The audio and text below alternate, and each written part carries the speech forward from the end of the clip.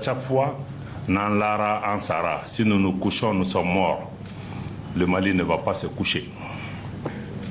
Nous n'allons pas accepter une subjugation ou nous soumettre au diktat d'États de la région ou d'États plus éloignés qui estiment qu'il leur appartient de désigner qui doit diriger notre pays, quelle décision nous devons prendre. Cette décision appartient aux Maliens. Nous allons pouvoir les assumer en toute dignité, en toute responsabilité, malgré ces attaques lâches et perfides. Dans leurs entreprises funestes, les groupes armés ont reçu le soutien de sponsors internes et externes qui fournissent des renseignements, des moyens logistiques et recrutent des terroristes ou en tout cas des mercenaires qui se font appeler terroristes.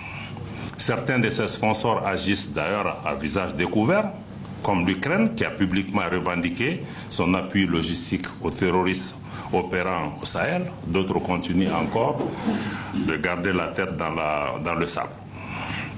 Il s'agit pour nous très clairement, aujourd'hui, il faut que nous comprenions quand nous parlons de lutte contre le terrorisme de quoi nous parlons. Pour nous, la lecture est absolument très claire. Pour nous, il s'agit d'une guerre hybride, une guerre qui est menée par procuration par certains États contre le Mali et contre les autres pays de la Confédération des États du Sahel. En s'attaquant à une mosquée le 25 avril, cela confirme à nouveau que le terrorisme au Sahel est politique. Il n'a rien d'idéologique ou de confessionnel. Il s'agit aussi d'une guerre informationnelle dans laquelle s'entremêlent la désinformation, la manipulation, l'apologie du terrorisme et même, nous allons plus loin, de blanchiment du terrorisme à tel point que ceux qui aujourd'hui qualifient les autorités de la transition de junte sont aujourd'hui des alliés, les porte-voix et les relais médiatiques des groupes terroristes. Et vous suivez quotidiennement certains médias qui sont devenus aujourd'hui les porte-paroles clairs qui offrent les tribunes nécessaires à ces groupes terroristes sans qu'une voix soit élevée pour les appeler à la morale, à la raison et même au respect du droit.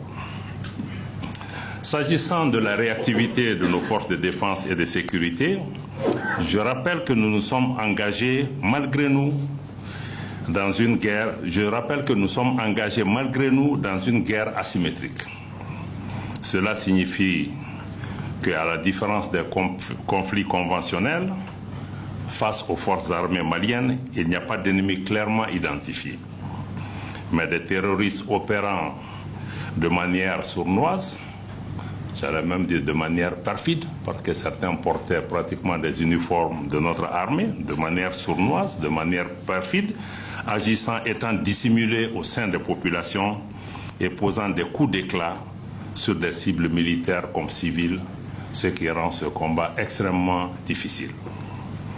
Cela nécessite une réponse adaptée à la menace que nos forces armées et de sécurité s'emploient à exercer au quotidien. Dans cette lutte contre le terrorisme, je réaffirme la très haute appréciation des plus hautes autorités de la transition, du gouvernement et du peuple malien pour tous les appuis et soutiens multiformes du Burkina Faso, du Niger dans le cadre de la Confédération des États du Sahel. Grâce à l'opérationnalisation de la force unifiée de l'AES, notre lutte commune contre le terrorisme porte ses fruits. Sans être fataliste, les attaques comme celle du 25 avril 2026 font malheureusement partie des différents scénarios de la guerre asymétrique. En dépit des actes posés et des victimes causées, le Mali ne reculera pas.